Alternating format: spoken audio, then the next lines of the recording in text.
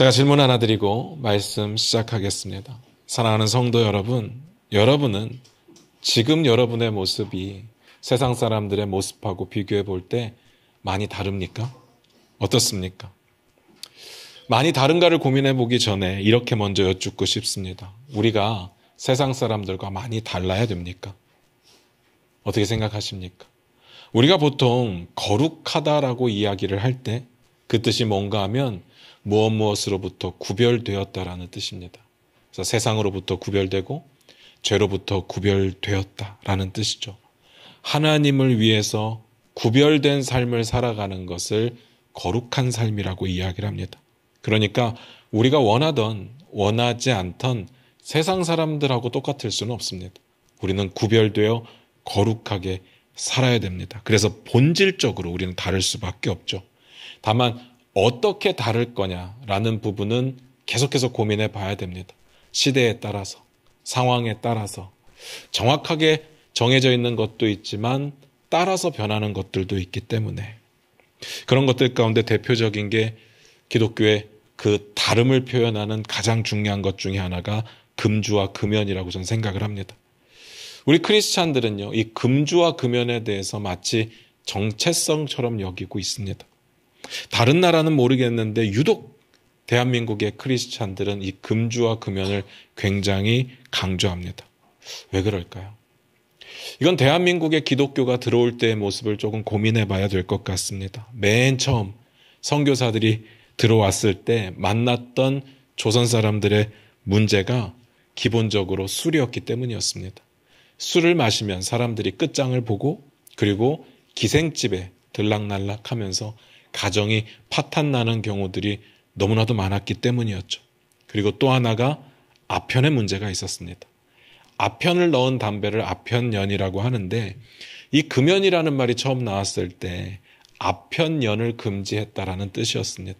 그 시대에는 어린아이들조차 아편연을 입에 물고 다녔다라는 기록이 있을 정도니까 이런 썩어빠진 문화를 인정하고 교회 공동체를 건강하게 세워갈 방법이 없었다고 보는 게 맞습니다. 그러니까 세상과 구별되는 완전히 새로운 기독교 공동체를 만들지 않으면 기독교가 자리를 잡을 수도 없고 자리를 잡는다고 쳐도 이 교회 안에 이 문제 때문에 계속해서 싸워야 되기 때문인 거죠. 그러기 위해서 교회들이 선택한 교리가 뭐였냐면 금주와 금연이었습니다. 다시 말해서 금주와 금연은 한국 교회가 세상과 구별되기 위해서 만든 어쩔 수 없는 교리였다고 보는 것이 맞습니다. 그때 당시에 사람들에게 금주나 금연이 얼마나 힘든 문제였는가 하면 만약에 사람들이 예수를 믿고 금주와 금연을 하게 되면 본인이 만나던 사람들과의 교제권이 다 끊어져 버립니다. 사람들은 만나면 술 마시고 만나면 담배 피고 하는데 예수를 믿기 때문에 안 한다? 그러면 사람들과의 관계는 끊어지죠. 그 정도로 기독교 공동체의 일원이 되려면 세상으로부터 구별되고자 하는 결연한 의지와 그리고 처절한 몸부림이 필요했었습니다. 그 정도 해야 크리스찬이라고 부를 수 있었죠. 그래서 교단에 따라서 조금 달랐겠지만 세례나 침례를 받는 조건이 금주와 금연이었던 교단들도 있었습니다. 그러다 보니까 금주와 금연이 기독교의 정체성으로 남게 된 거죠. 이 문제를 율법적으로 접근하는 것은 좀 문제가 있지만 저는 대한민국 교회에 이런 전통이 세워진 것이 굉장히 다행스럽다고 생각을 합니다. 교회가 건강하게 성장하고 성도님들이 건강한 신앙을 키워갈 수 있는 일에 금주와 금연은 큰 몫을 했다고 저는 믿습니다. 금주와 금연이 성경에 기록된 죄는 아니지만 흡연과 음주가 성경에 기록된 죄는 아니지만 세상과 구별되어 믿음을 지키기 위해서 금주와 금연이 분명히 필요했습니다. 크리스찬은요 어떻게든 달라야 됩니다. 그래서 묻는 거예요. 저와 여러분은 다르십니까? 크리스찬은 무조건 달라야 된다니까요.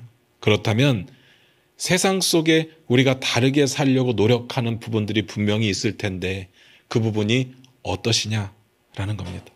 할만하십니까? 아니면 마음대로 살던 때가 그립습니까? 아니면 마음대로 사는 사람들을 보면 얄밉고 부러운 마음이 좀 생기십니까? 오늘 말씀 같이 보면서 그 이야기를 좀 나눠보도록 할게요. 마태복음 8장 1절입니다. 같이 읽겠습니다. 시작. 사무엘이 늙음에 그의 아들들을 이스라엘 사사로 삼으니. 오늘 본문이 이렇게 시작했습니다. 사무엘이 늙음에. 사무엘이 자랐다는 이야기를 들은 게 얼마 안 됐는데 사무엘이 오늘 본문에 와서는 늙었다라고 표현을 합니다. 정말 전개가 엄청 빠르죠. 지난주에 우리가 봤던 내용 중에 이런 내용이 있었는데 우리 화면 보시면서 같이 한번 읽어볼까요? 사무엘상 7장 14절입니다.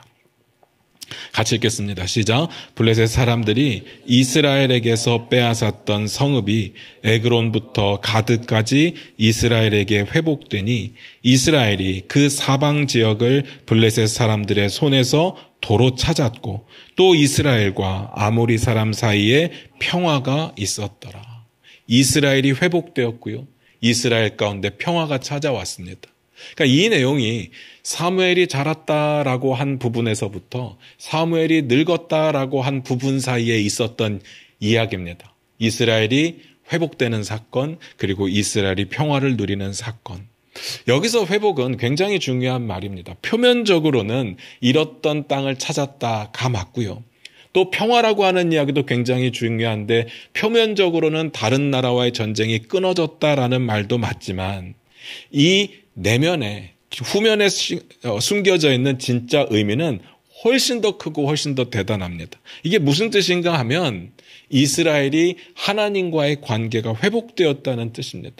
여기서 관계라고 하는 것은 하나님과 이스라엘의 관계가 주인과 종의 관계, 왕과 백성의 관계로 정리가 되었다는 뜻이고 다른 말로 표현하면 이스라엘 백성들에게 하나님의 주권이 회복되었다는 뜻이기도 한 겁니다.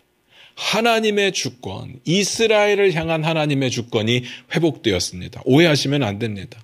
하나님께서 자칫하면 이스라엘에 대한 하나님의 왕권과 주권을 빼앗길 뻔했는데 극적으로 방어하셨다라거나 그리고 처절하게 어렵게 되찾으셨다라는 뜻이 아닙니다. 이건 정반대로 봐야 되는 이야기죠. 이스라엘은 그럴 자격이 없었습니다. 그런데 이스라엘이 정말 자격이 없는 삶을 살다가도 사무엘의 이야기를 듣고 전심으로 하나님께 돌아오니까 하나님께서 그들에게 다시 왕이 되어주셨다. 다시 주인이 되어주셨다라는 뜻입니다. 이건 엄청 기쁜 소식이에요. 제가 이 부분을 어떻게 설명을 드릴까 좀 고민을 하다가 제가 인터넷으로 듣던 설교 중에 나왔던 이야기인데 뭐 정확하게 어디서 나온 이야기인지를 몰라서 워딩 그대로를 옮겨드릴 수는 없고 제가 경험했던 이야기를 통해서 그 이야기를 좀 드리려고 해요. 가끔 가다가 마트 같은 데 보면 아이들이 떼를 쓰는 아이들이 있습니다. 뭐 이거 사달라 저거 사달라 하고 이제 바닥에 들어 눕는 애들이 있죠. 이제 그런 아이들을 보면 시끄럽기도 하고 눈살이 찌푸려지기도 합니다. 그런데 또 한편으로는 저 같은 경우는 이제 아이 둘을 키운 아빠 입장에서 보면 그 아이의 마음이 어느 정도 이해가 되는 것 같아요. 이제 저희 아이들은 다 컸으니까 전 이해가 돼요. 저희 아이들이 그랬으면 이해를 못했을 텐데 이제 다 크고 나니까 조금 이해가 되는 부분이 있더라고요. 그래서 그들의 모습을 보면서 이런저런 생각이 드는데 한편으로 드는 생각은 이겁니다. 그 아이들이 부모가 있으니까 생떼를 쓰는 거예요. 무슨 말인지 아시겠습니까? 부모가 없으면 그 아이들은 생떼를 쓸 사람이 없습니다. 아이들은 본능적으로 알아요. 자기의 부모가 있는 아이들과 없는 아이들의 차이가 드러난다는 이야기입니다. 누가 그 아이들의 생떼를 받아주겠습니까? 부모가 아니면. 뭐 지나가던 사람이 잠깐 우쭈쭈 해주면서 달래줄 수는 있겠죠. 그리고 잠깐 기분 맞춰줄 수는 있겠지만 내 새끼가 아니면 내 아이가 아니면 누가 내 것을 다 헌신해서 아이들을 키우는데 그 생떼 쓰는 아이들을 전심으로 사랑하며 키우겠습니까? 아무도 그럴 수가 없는 거죠. 우리가 생떼를 부릴 수 없다는 건 너무나도 슬픈 이야기입니다. 반응해주는 부모가 없다는 건 너무나도 슬픈 이야기예요. 아이의 요구를 들어주고 공감해줄 수 있는 부모가 없다는 그 상황은 아이에게는 너무나도 불쌍한 상황입니다. 그런 아이에게 생떼를 써도 되고 그리고 생떼를 썼을 때 들어줄 수 있는 아버지가 생긴다. 친아버지가 아니어도 그 아이에게는 가장 기쁨의 소식이 되더라라는 이야기입니다. 여러분 이스라엘의 상태를 한번 생각해 보시기 바라요. 이스라엘의 상태가 어땠습니까? 여호와의 말씀이 희귀하고 이상이 흔히 보이지 않던 시대.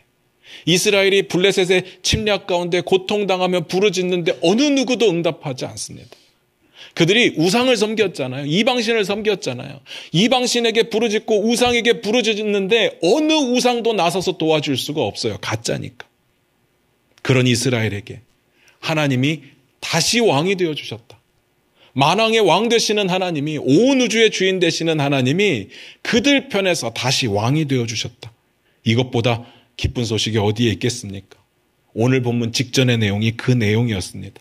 하나님이 다시 왕이 되어주시니까 이스라엘은 회복이 되고 평화를 누렸더라라는 이야기입니다. 그런데 우리는 이제 계속해서 이야기를 연결해서 보고 있으니까 조금 좋은 내용이긴 한데 불안한 마음도 생기는 게 아직 사사시대가 끝나지 않았거든요. 제가 지난주에 사사시대의 패턴에 대해서 말씀을 드렸습니다. 혹시 기억나십니까? 죄, 징계, 부르짖음, 구원, 그 다음에 평화. 그리고 다시 죄. 제발 그러지 말았으면 좋겠는데 아직 사사시대라는 건 또 반복될 수 있는 기회가 있다는 거죠. 어떨 것 같습니까? 이스라엘이 또 죄로 돌아갈까요? 다시 보겠습니다. 사무엘상 8장 1절입니다.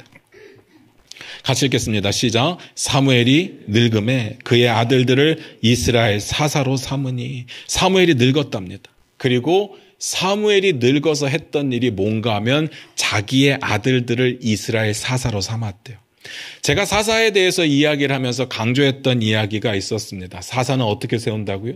하나님께서 특별히 선택한 사람으로 하나님의 일꾼을 삼는 것이 사사라고 했습니다. 그리고 보통 평상시에는 재판관의 역할을 하다가 전쟁이 일어나면 군 지도자로서의 역할을 감당하는 거예요. 그래서 이스라엘을 위해서 싸우고 이스라엘을 구원해내는 역할을 했던 것이 사사였습니다. 그러니까 사사라고 하는 인물은 전적으로 하나님의 선택에 달려 있었습니다. 그런데 오늘 본문에서는 뭐라고 했습니까? 사무엘이 자기의 아들들을 이스라엘 사사로 삼았대요. 이게 사실이면 문제가 크죠. 사사는 하나님이 선택하는 건데 사무엘 자기도 사사기는 하지만 자기 멋대로 아들들로 사사를 삼았다. 그렇지만 궁금하지 않습니까? 사무엘이 진짜로 그랬을까요? 사무엘인데 하나님이 선택을 하시는 걸 다 알고 있을 텐데 본인이 월권을 해서 사사를 선택했다. 저는 좀 받아들이기가 어렵습니다. 사무엘의 일생을 다 알고 있는 사람으로서는 납득이 안 가는 부분이에요. 사사로 삼았다는 말이 도대체 무슨 말일까? 그 근본적인 의미부터 먼저 확인을 해봐야 될 것 같습니다. 이 구절이 딱 봐도 은유법은 아니기 때문에 숨어있는 의미가 있는 것 같지는 않아요. 그러나 그 문자 이상의 의미는 아닐 텐데 그래도 그 문자가 나타내는 의미가 뭘까? 제가 고민을 해봤습니다. 두 가지 가능성이 있어요. 사무엘이 진짜로 아들들을 사사로 삼았던지 그러면 이제 월권이죠. 문제가 되는 거고요. 아니면 사사의 역할들이 아까도 말씀드렸듯이 평상시엔 재판관의 역할이 있고 또 전시에는 군사 지도자의 역할이 있는데 그중에서 둘 중에 재판관의 역할을 맡겼던지 그러면 가능성이 있는 거거든요. 저는 후자라고 봅니다. 본인이 여전히 사사로 세워져 있었으니까 벌써 사사를 세울 일이 없었겠죠. 사사 역할 중에 아들들에게 재판관의 역할만을 하라고 맡겼을 가능성이 컸습니다. 사사가 영어로 뭐라고요? 저지, 재판관이거든요. 뒤에 그들이 재판을 하는 내용에 관한 이야기가 나옵니다. 그리고 당연히 사무엘이니까 하나님의 권위에 도전하지는 않았을 거라고 봐요. 그 다음을 보면서 더 말씀을 드리겠습니다. 사무엘상 8장 2절입니다. 같이 읽겠습니다. 시작. 장자의 이름은 요엘이요 차자의 이름은 아비야라. 그들이 부엘세바에서 사사가 되니라. 사무엘의 두 아들들의 이름에 나오는데 하나는 요엘, 다른 하나는 아비야. 이 이름에요 요자와 야자가 들어가면 하나님 여호와라는 뜻이거든요. 그러니까 아들들을 낳고 이름을 지을 때 하나님 잘 섬기자 그런 의미로 하나님의 사랑에 대한 이야기로 지었을 겁니다. 그리고 그들이 부엘세바에서 사사가 됐대요. 우리가 보통 이스라엘의 영토를 이야기할 때 어떻게 표현한다고 했습니까? 단에서부터 부엘세바까지. 단은 최북단, 부엘세바는 최남단. 최남단 부엘세바의 사사가 되었다라는 뜻이거든요. 근데 좀 고민을 해보면 굳이 두 아들을 사사도 아니고 재판관의 역할인데 한 곳에 보내서 재판관 둘을 삼았을까? 조금 걱정스러운 부분도 있어요. 그래서 제가 여러분들에게 항상 기억해달라고 했던 역사가 한 사람이 있었어요. 누군지 혹시 기억나십니까? 요세푸스요. 요세푸스라고 하는 사람의 기록에 보면 이 두 아들을 한 곳에 보내지 않고 하나는 단에, 다른 하나는 브엘세바에 보냈다라고 기록이 되어 있어서 그럴 가능성이 있습니다. 그러니까 특별히 중요하지는 않지만 우리가 이상하게 볼 필요는 없습니다. 이 부분을 설명을 좀 사무엘상 7장 15절부터 17절을 읽고 설명을 더 드리도록 하겠습니다. 사무엘상 7장 15절부터 17절입니다. 우리 화면 보시면서 같이 읽겠습니다. 시작. 사무엘이 사는 날 동안에 이스라엘을 다스렸으되 해마다 베델과 길갈과 미스바로 순회하여 그 모든 곳에서 이스라엘을 다스렸고 라마로 돌아왔으니 이는 거기에 자기 집이 있음이니라. 거기서도 이스라엘을 다스렸으며 또 거기에 여호와를 위하여 제단을 쌓았더라. 이게 이제 오늘 본문 직전의 이야기인데 사무엘이 여전히 이스라엘의 지도자, 사사로 있었다는 이야기고요. 사무엘이 이스라엘을 어떻게 다스리는가 봤더니 자기 집은 라마에 따로 있고 이스라엘 전역을 돌아다니면서 순회하면서 다스렸다고 되어 있습니다. 그런데 문제가 생겼죠. 나이가 들었습니다. 성경에 나이가 들었다는 표현은요, 전부 그런 것은 아니겠지만 안타깝게도 능력이 그만큼 떨어졌다는 것을 의미할 때 많이 사용되는 표현입니다. 이제 사무엘이요, 이스라엘을 다스리기에 너무 나이가 많이 먹었어요. 그리고 그의 다스림의 모습을 봤더니 전역을 순회하면서 다스리는데 체력적인 한계도 있었을 거고, 그리고 온 이스라엘의 재판관 역할을 해야 되는 건데 돌아다니면서 한다는 것이 효율적이지도 않았을 겁니다. 여러분 기억하실 겁니다. 출애굽기에 보면 모세의 장인 이드로가 나타나서 야, 언제 그 사람들을 다 재판하냐, 좀 나눠서 해라 라고 하는 장면이 있거든요. 그러니까 재판은 나눠서 하는 게 훨씬 더 효율적이라고 생각을 했기 때문에 아마도 아들들을 양극단 땅에 보내서 그곳 사람들의 문제를 재판해 주는 역할을 하게 했던 것 같아 보입니다. 그렇다면 사실은 아들들을 사사로 삼아서 역할을 맡겼다는 게 크게 문제는 없습니다. 뒤에 보시면 아시겠지만 신명기에 보면 각 지역의 재판관을 두라고 합니다.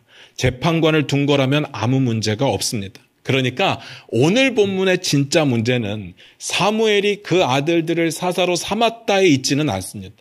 진짜 문제는 아들들로 사사를 삼았는데 아들들로 사사를 삼으면 뭐가 문제가 되겠어요? 자격이 있느냐? 그럴만했느냐? 정말 사사의 역할을 감당할 만한 능력이 있느냐? 이 부분이 문제였던 겁니다. 그 이야기가 이제 바로 이어서 나옵니다. 사무엘상 8장 3절입니다. 같이 읽겠습니다. 시작. 그의 아들들이 자기 아버지의 행위를 따르지 아니하고 이익을 따라 뇌물을 받고 판결을 굽게 하니라. 뭐라고 했습니까? 아버지와 달랐답니다. 아버지의 행위를 따르지 않았대요. 그래서 어떻게 합니까? 이익을 따라서 뇌물을 받고 뇌물을 받으면 재판을 자기 멋대로 했다는 뜻입니다. 안타깝게도 사무엘은 자기 아들들로 사사의 역할을 맡겼는데 그런데 그 아들들은 자격이 없었습니다. 여기서 문제가 생기는 거예요. 한번 생각을 해보세요. 그가 자기 아들들이 능력이 없는 걸 알았다면 이렇게 세우는 게 문제가 되겠죠. 또 반대로 모르고 세웠다면 그것도 문제인 거예요. 모르고 세울 수는 있어요. 그런데 뒤에 나오는 내용을 보니까 온 이스라엘이 그 아들들에게 문제가 있는 걸 알아요. 그런데 사무엘만 모르고 있다? 지도자의 자격이 없는 거죠. 그리고 만약에 모르고 세웠는데 나중에 알게 되었어요. 그럼에도 여전히 그들이 재판관의 역할을 하고 있다면 또 문제가 있습니다. 아들들을 막아서지 못한 문제가 있겠죠. 우리 이거 엘리 제사장 때 봤잖아요. 엘리 제사장 꽤 괜찮은 사람이라고 제가 계속 강조했었죠. 그런데 그의 문제가 뭡니까? 아들들을 막지 못한 거. 그리고 결정적으로 이 선택이 이스라엘 역사를 완전히 바꿔놓는 빌미가 됩니다. 꼬투리가 돼요. 사무엘이요, 잘했건 잘못했건 간에 사무엘의 이 선택은 역사를 바꿉니다. 그래서 그 책임은 피할 수는 없습니다.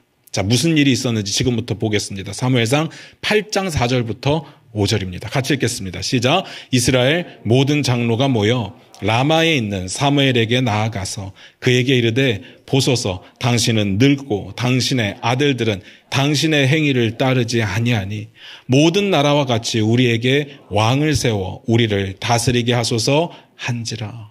이스라엘의 모든 장로들이 모였대요.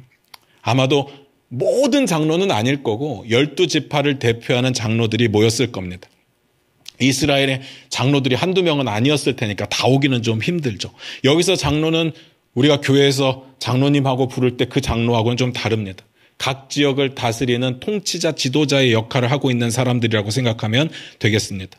그들이 와서 뭐라고 이야기를 합니까? 당신이 늙었습니다. 그리고 당신의 아들들의 행위가 옳지 않습니다. 그러니까 왕을 주세요. 일단 이 내용을 보면서 장로들이 사무엘이 아들들로 사사로 세운 것에 대해서는 아무 말을 안 했어요. 그러니까 그 부분에는 큰 문제가 없었던 것 같아요. 다만 당신이 세운 아들들이 사사의 역할을 감당하기에는 자격이 안 됩니다라는 이야기를 하는 거예요. 그러니까 사무엘이 아들들에게 재판관의 역할을 맡긴 것에 대해서 하나님도 아무 말씀을 하지 않으셨고 사람들도 아무 말씀을 하지 않는 걸로 봐서 큰 문제는 없습니다. 다만 그 아들들에게 자격이 없었다는 데 초점이 있죠. 어쨌든 사무엘이 이 이야기를 듣습니다. 저는 엄청 충격이었을 것 같아요. 사람들이 찾아와서 당신 늙었습니다 라고 이야기를 해요. 이게 외모에 대한 이야기는 아닐 거 아니에요. 늙었다는 이야기가 뭡니까? 지금 지도자로서 서 있을 만한 능력이 안 됩니다라는 뜻일 거거든요. 그러니까 그 이야기를 들었을 때 너무나도 충격이었을 것 같아요. 제가 감정이입을 좀 해봤어요. 내가 사무엘의 입장이라면. 제가 감히 사무엘과 같은 대단한 선지자는 아니겠지만 나중에 한 10년 정도 지나서 여기 있는 성도님들이 찾아와서 제가 물 이야기할 때마다 뭘 할 때마다 목사님 이제는 너무 늙으셨습니다 라고 하면 마음이 너무 아플 것 같아요. 그리고 제가 하는 어떤 일이나 처리에 대해서 못 믿어하는 것에 대해서 너무 힘들 것 같다는 생각이 들었습니다. 지금 사람들이 그렇게 이야기하는 겁니다. 당신이 너무 늙어서 이 일을 감당하기에는 힘에 부칩니다 라는 이야기를 하는 거죠. 그리고 또 하나 있습니다. 사무엘이 늙었다는 건요, 이제 사무엘의 부재를 대비해야 된다는 이야기이기도 한 거거든요. 아마 사무엘은 그렇기 때문에 아들들로 재판관을 세웠을 수도 있겠다는 생각이 들어요. 그런데 이 모든 상황을 바라보면서 장로들의 마음 가운데 어떤 생각이 있었을까를 고민해 보니까 그들의 마음을 지배하고 있는 딱 하나의 감정선은 불안함이었겠다는 생각이 듭니다. 그러니까 이 장로들의 이야기를 종합해 보면 한마디로 우리는 당신 때문에 불안합니다 라는 뜻인 거죠. 그 이야기를 듣고 충격 안 받을 지도자가 어디에 있겠습니까? 게다가 더 충격적인 거, 왕을 주세요 라는 거거든요. 이건 사무엘이 지금까지 가지고 있었던 모든 신학과 모든 철학에 하나도 맞지 않는 이야기였기 때문에 엄청난 충격으로 다가왔을 겁니다. 여러분 다 아시겠지만 이스라엘이라고 하는 나라가 존재하는 방식은 굉장히 독특했습니다. 여러분 초등학교 다 나오셨죠? 나라가 구성되는 3대 요소가 혹시 뭔지 기억나십니까?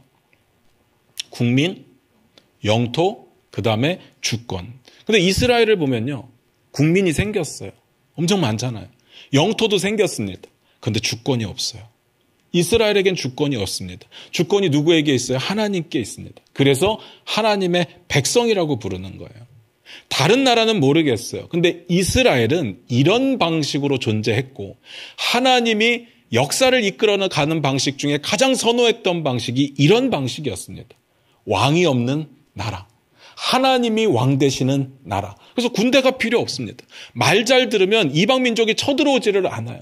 쳐들어온다고 쳐도 하나님께서 알아서 물리쳐 주실 겁니다. 그런데 불순종하고 죄를 지으면 그때 이방 민족들이 쳐들어오고 그들을 통해서 이스라엘 백성들이 각성하게 하고 그들이 부르짖으면 어떻게 한다고요? 사사를 선택해서 그들을 구원하게 하시죠. 군대 훈련할 필요 없습니다. 사사기에 나오는 전쟁들을 보면 그들이 훈련해서 이긴 게 아니에요. 하나님이 함께 하시니까 이기죠. 하나님은 분명히 이기게 하실 겁니다. 하나님이 가장 선호하시는 통치의 방법이었어요. 그런데 이스라엘 장로들이 하나같이 모여서 하는 이야기가 왕을 달라는 거예요. 왕을 달래요. 이 말을 바꿔서 말씀드리면 이 나라의 주권을 우리에게 넘겨주십시오라는 이야기입니다. 왜 갑자기 이런 요구를 해요? 당연히 갑작스럽지는 않았을 거예요. 항상 우리는 우리의 마음 가운데 있는 것이 말로 나오는 거지 마음에 없던 이야기가 나오지는 않거든요. 가만히 생각만 하고 기회만 보고 있었을 겁니다. 그런데 사무엘이 빌미를 제공한 거예요. 아들들을 사사로 세웠는데 그들이 자격이 없습니다. 하는 일마다 문제가 생기는 거예요. 분명히 뇌물 받으면 안 되는데 뇌물을 받고 재판을 엉터리로 하는 겁니다. 이때다 싶었던 겁니다. 하나님께서 나라를 운영하는 방식에 문제가 있습니다라고 이야기를 하는 거죠. 사실은 사무엘의 아들들 때문이지만 그 사건이요, 이스라엘 백성들이 하나님께 왕을 요구하게 되는 꼬투리가 됩니다. 빌미가 돼요. 저는 이 장면을 보면서 그런 생각이 되었어요. 크리스찬들이, 기독교인들이 높은 도덕성을 가지고 살아가야 되는 이유가 여기에 있겠구나. 제가 늘 강조하는 이야기가 있잖아요. 우리가 감히 하나님의 영광을 가릴 수 없습니다. 우리가 뭐라고요? 우리가 엄청 뭘 한다고 해서 하나님의 영광이 막 업그레이드 됩니까? 우리가 엄청 잘못하면 하나님의 영광이 다운그레이드 돼요? 만약에 진짜로 그렇다면 한번 상상을 해보세요. 평균적으로 잘하는 사람이 많겠어요? 못하는 사람이 많겠어요? 그러면 하나님의 영광은 지금 바닥을 치고 있어야 되는데 우리 인간들의 행위로 하나님의 영광이 바뀌지 않는다고요. 하나님은 영광 그 자체입니다. 우리는 그의 피조물에 불과한 거예요. 다만 우리 말과 행동이, 우리의 잘못되고 어설픈 말과 행동이 많은 사람들이 하나님을 보는 것을 방해할 수는 있죠. 이것도 하나님의 영광을 우리가 가리는 게 아닙니다. 하나님의 영광이 얼마나 큰데 정말 손바닥으로 하늘을 가리는 거지 어떻게 하나님의 영광을 우리가 가릴 수 있어요. 다만 하나님의 영광을 보려고 하는 사람들의 눈은 가릴 수 있죠. 그 정도는 할 수 있다는 이야기입니다. 그래서 우리에게는 높은 도덕성이 필요합니다. 그러니까 여러분들 제발 여러분 주변에 죄 때문에 죄책감 때문에 힘들어하는 자들에게 위로한답시고 괜찮다고 하지 마시기 바라요. 다 그렇다고 하지 마시기를 바라요. 크리스찬 다 사람이고 목사도 똑같은 사람이고 그러니까 좀 지어도 돼. 좀 대충 살아도 돼. 라는 이야기를 하지 마시기 바랍니다. 성경 어디에도 그렇게 살아도 된다는 이야기는 한 군데도 없어요. 죄가 있으면 회개하라고 하죠. 악은 그 모양이라도 버리라고 하죠. 죄가 있어도 괜찮으니까 행복하게 살아라는 이야기는 없습니다. 그러니까 우리가 책임지지 못할 말을 하면 안 됩니다. 우리가 남의 죄값에 대해서 책임질 수 있습니까? 내 죄값도 책임질 수 없는데 어떻게 남의 죄값을 책임져요? 그런 위로는 위로가 아니에요. 결론입니다. 이스라엘이 왕의 제도를 달라고 한 게 제가 지금 문제라고 말씀을 드리는 거잖아요. 사무엘의 잘못된 선택으로 그 빌미를 제공했다고 말씀을 드리는 거잖아요. 그런데 왕의 제도가 왜 문제일까?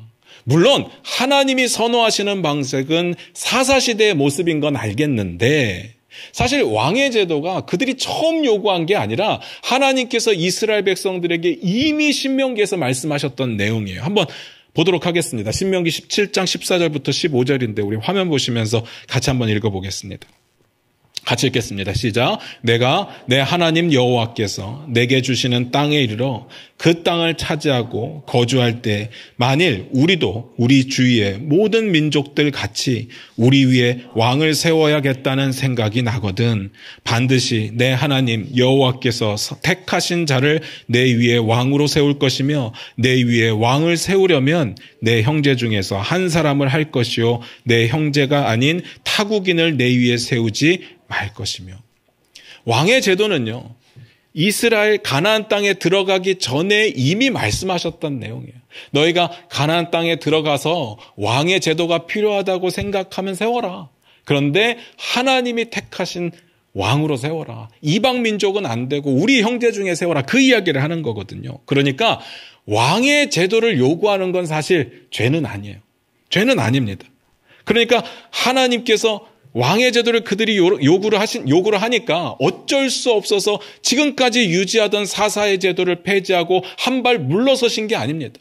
사사의 제도를 철회하고 그들이 요구하는 대로 어쩔 수 없어서 왕의 제도를 허락하신 게 아니에요. 오해하시면 안 됩니다. 이미 계획되어 있었어요. 그럼 문제가 뭡니까? 왕의 제도가 문제가 없다면 지금 이 순간에 문제가 있다라고 말하는 그 이유가 뭡니까? 중요한 건 그들의 의도입니다. 왜 왕을 지금 이 시점에 달라고 하는 걸까? 라는 거죠. 이게 포인트입니다. 하나님께서 그들의 요구를 들었을 때 어떻게 받아들이셨는지를 보면 알 것 같아요. 사무엘상 8장 7절입니다. 우리 한번 같이 읽어보도록 하겠습니다. 사무엘상 8장 7절입니다. 같이 읽겠습니다. 시작. 여호와께서 사무엘에게 이르시되 백성이 내게 한 말을 다 들으라. 이는 그들이 너를 버림이 아니요 나를 버려 자기들의 왕이 되지 못하게 함이니라. 이유는 여기에 있는 겁니다. 그들이 왕을 요구하는 것이 왕이 필요해서 요구하는 것이 아니라 하나님을 왕의 자리에서 끌어내리려고 했기 때문에 문제라는 이야기를 드리는 겁니다. 이유는 모르겠어요. 안 나와 있으니까 모르겠지만 평화가 오래되다 보니까 우리도 할 수 있겠다라는 생각이 들었을까요? 굳이 하나님 왕 아니어도 우리가 잘 살 수 있겠다라는 교만한 마음이 들었을 수 있죠. 아니면 정반대로 지금은 평화의 시기지만 그런데 사무엘이 늙고 있으니까 아들들을 세웠는데 시원치 않으니까 그 이전에 우리가 경험했던 것이 있잖아요. 블레셋이 맨날 쳐들어와서 힘들게 하고 어렵게 했던 기억이 있는데 그러려면 그들을 보니까 그들이 강했던 이유가 왕이 있었던 것 같기 때문인데 우리에게도 왕이 있으면 되지 않을까라는 생각이 들었던 겁니다. 자기들의 죄 때문이라고는 전혀 생각을 못하죠. 잘 생각하셔야 됩니다. 그들이 왕을 요구하는 거, 그들이 하나님 나라 백성으로 더 효율적으로 하나님 나라를 세워가기 위해서 요구한 게 아니었습니다. 그냥 자기들이 왕이 되고 싶은 거예요. 우리들 중에 왕이 나왔으면 하는 겁니다. 다시 말해서 주인이 되고 싶었습니다. 저는 이 이야기를 보면서 이제 이런 생각이 드는 거예요. 우리 안에 죄를 짓게 만드는 여러 가지 생각들과 원인들이 있잖아요. 그 가장 근본적인 원인이 뭘까를 생각해 보니까 두 가지가 있습니다. 그중 첫 번째는 하나님과 같이 되고 싶은 마음이에요. 하나님과 같이 되고 싶은 마음이 교만함이라고 이야기를 하는데 그 교만함 때문에 대부분의 죄를 짓게 되는 겁니다. 여러분 한번 생각을 해보시기 바라요. 뱀이 아담과 하와에게 했던 말 기억나십니까? 창세기 3장 5절인데 제가 읽어드릴 테니까 한번 들어보세요. 너희가 그것을 먹는 날에는 너희 눈이 밝아져 하나님과 같이 되어 선악을 알 줄 하나님이 아심이라. 뭐라고 이야기를 해요? 이거 먹으면 너희 눈이 밝아져서 하나님과 같이 되고 선악을 알게 될 거야. 그러니까 선악을 알게 하는 나무의 열매겠죠. 근데 여기서 포인트는 선악과에 우리가 꽂혀 있지만 선악과가 포인트가 아니라 하나님과 같이가 포인트입니다. 너희가 하나님과 같이 될 거야 라는 이야기가 포인트인 거예요. 아담과 하와의 마음 가운데 숨겨져 있었던 이 욕망이 건드려진 겁니다. 이스라엘 가운데 그 마음이 있었다고요. 우리가 주인인 나라를 만들고 싶다. 더 이상 하나님이 주인인 나라에 살기 싫다. 어떻습니까? 혹시 우리 마음 가운데 그런 마음이 있습니까? 예수 믿는 게 힘드니까. 예수 믿는다고 해서 특별히 잘 살아지는 것도 아니니까. 주님 뜻대로 산다는 것이 어려우니까 내가 다시 내 삶의 주인이 되고 싶은 마음. 혹시 없습니까? 하나님과 같이 되어서 내 삶을 다시 주장하고 싶은 마음은 없습니까? 하나님과 같이 되어서 내 삶뿐만이 아니라 이 교회도 내가 주인 되어서 이끌어가고 싶은 마음이 없습니까? 이게 교만이거든요. 하나님 앞에 불순종하게 되는 모든 죄는 대부분 여기에서 시작된다고 보시면 됩니다. 하나님을 하나님으로 인정하지 않고 내가 주인이 되고 싶은 마음. 하나님이 없어도 난 잘 할 수 있다라고 생각하는 마음, 여기에서 시작된다고 보시면 됩니다. 모든 죄는 다 여기에서 시작됩니다. 두 번째, 이 부분이 이제 오늘 본문에 나와 있는 내용인데요. 오늘 이스라엘 장로들이 사무엘을 찾아와서 뭐라고 이야기를 합니까? 모든 나라와 같이 우리에게 왕을 세워 우리를 다스리게 하소서. 첫 번째는요. 사람들의 마음 가운데 죄를 짓게 되는 원인이 하나님과 같이 되고 싶은 마음이었어요. 근데 지금 나와 있는 이 두 번째는 다른 사람들과 같이 되고 싶은 마음이 죄를 짓게 되는 원동력이 된다는 거죠. 잘 보세요. 이스라엘의 가장 큰 특징은 뭡니까? 선택입니다. 구별입니다. 이스라엘만 선택받은 민족이었고 그들의 모습을 통해서 하나님이 본보기를 삼으셨거든요. 그러니까 이스라엘은 특별히 선택받은 민족이기 때문에 자부심도 강했지만 자부심만 있어야 되는 것이 아니라 그들의 삶을 구별하여 살아야 했습니다. 그게 본이 되는 일이니까요. 그런데 오늘 본문에 보니까 그들이 원하는 게 뭐예요? 우리가 구별된 게 싫다는 겁니다. 다른 사람들과 같이 살고 싶다. 무슨 말인지 아시겠습니까? 하나님의 백성으로 특별하게 사는 게 싫다라는 겁니다. 다른 사람들과 비슷하게 살아가고 싶다는 이야기입니다. 이 이야기가 어떤 의미일까를 고민해 봤어요. 적당히 즐기고, 적당히 누리고, 하나님 눈치는 좀 덜 보고, 그리고 우리가 하고 싶은 대로 하고 싶다라는 이야기예요.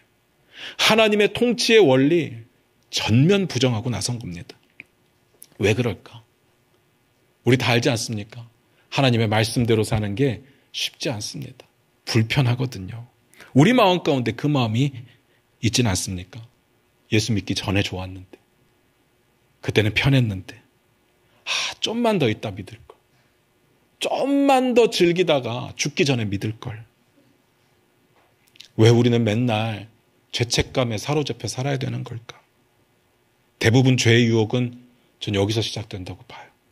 남들 다 하는 거. 나도 좀 하면 어때? 우리가 하나님의 자녀인데 세상 사람들과 똑같아서야 되겠습니까? 말씀 마무리 짓겠습니다. 여러분들께 다시 묻고 싶어요.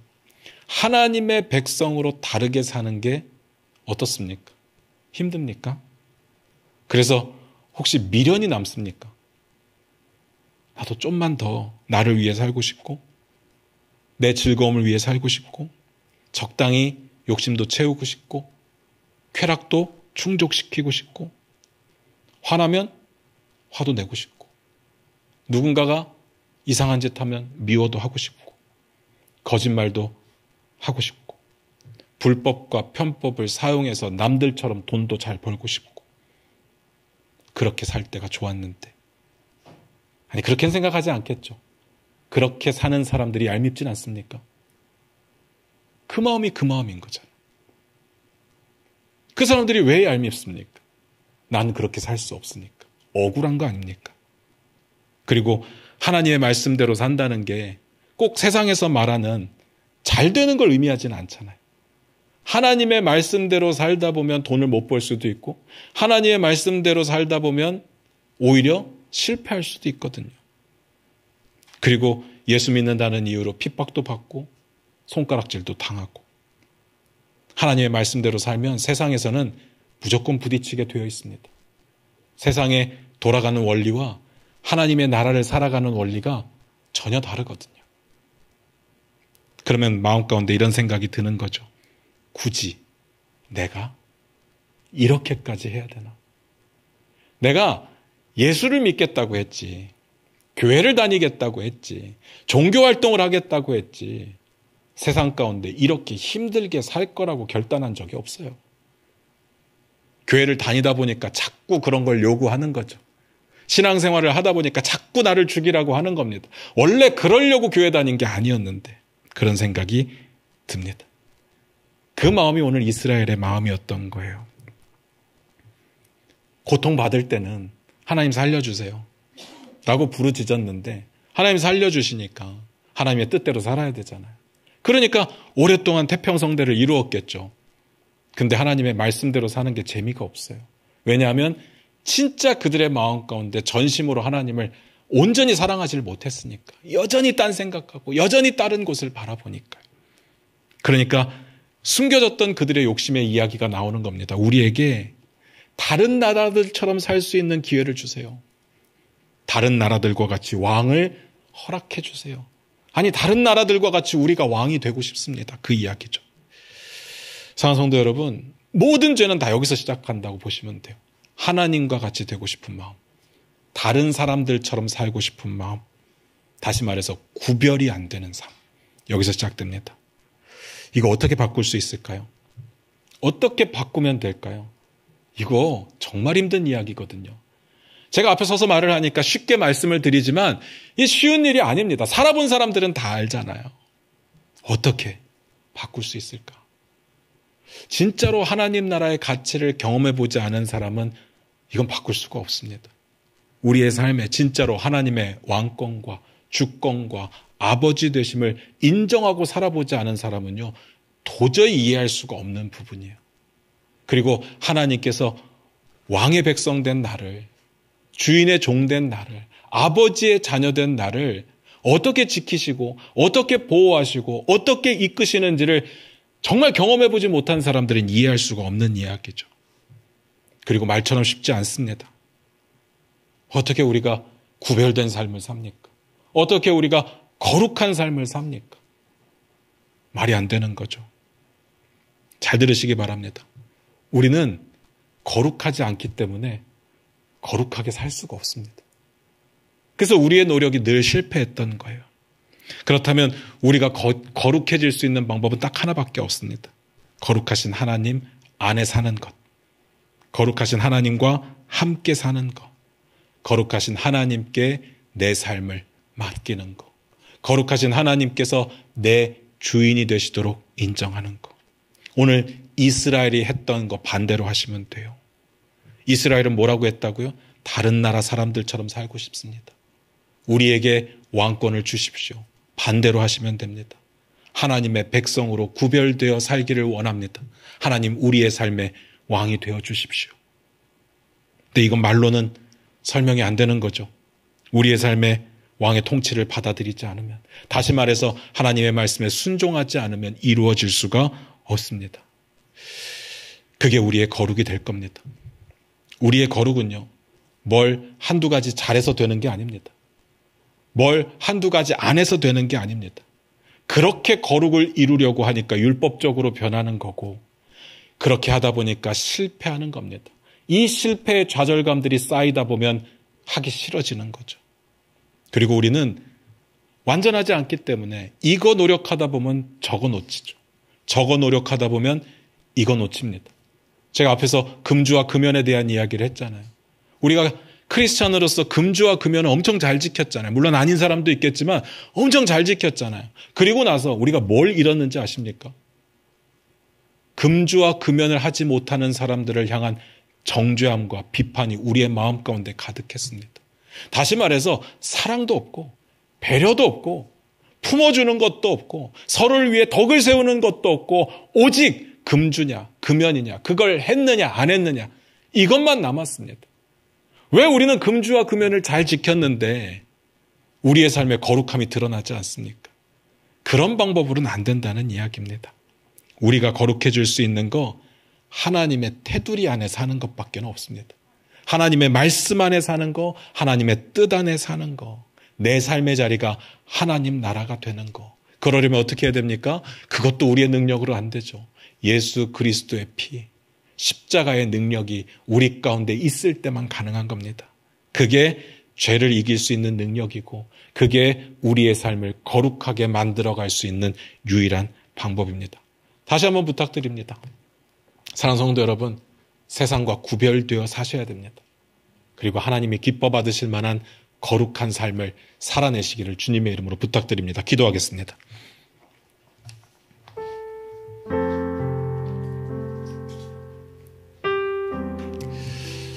우리 반주 들으시면서 잠깐 한번 기도하기를 원합니다. 스스로 한번 질문해 보시기 바랍니다. 나는 거룩한가? 나는 세상과 구별되어 있는가? 내 마음 가운데 세상 사람들이 살아가는 방식처럼 살고 싶은 마음은 없는가? 그들을 바라보며 얄밉고 때로는 부럽기도 했던 적은 없었는가? 내 마음 가운데 예수를 조금 더 늦게 믿을 걸 하는 마음은 없었을까? 여전히 내 마음대로 살고 싶은 마음, 내가 주인 되고 싶은 마음은 없었을까? 우리가 노력을 안 해본 건 아닙니다. 문제는 할 때마다 실패했다는 게 문제인 거죠. 이 실패가 쌓이고 쌓이다 보니까 우리는 패배감과 죄책감에 사로잡혀서 거룩하게 구별된 삶에 대해서 생각조차 하기 싫었던 겁니다. 그래서 오히려 다른 사람들처럼 사는 것이 부러워 보였을 수 있죠. 성경이 이렇게 이야기를 합니다. 내가 거룩하니 너희도 거룩하라. 우리가 거룩할 수 있는 유일한 방법은 하나님의 거룩함입니다. 내 노력으로 되지 않아요. 그런데 또 내 노력이 없으면 우리의 삶에 이룰 수가 없죠. 하나님의 거룩하심을 우리가 경험하고 우리의 삶에 하나님의 거룩하심이 드러나도록 하는 방법밖에 없습니다. 우리 시간 고민하며 결단했으면 좋겠습니다. 하나님이 기뻐하시는 세상과 구별된 삶을 살기를 원합니다. 뭘 하나 하고 그것으로 우쭐대는 것이 아니라, 뭘 하나 못하고 그것으로 죄책감에 빠져 있는 것이 아니라, 우리의 삶의 목적과 방향이 온전히 하나님께 맞추어져서 내 삶에 하나님 나라를 이루며 살기를 원합니다. 내 삶이 하나님 나라가 되기를 원합니다. 우리 그렇게 간절히 기도하며 고백하며 나아갔으면 좋겠습니다. 기도하겠습니다.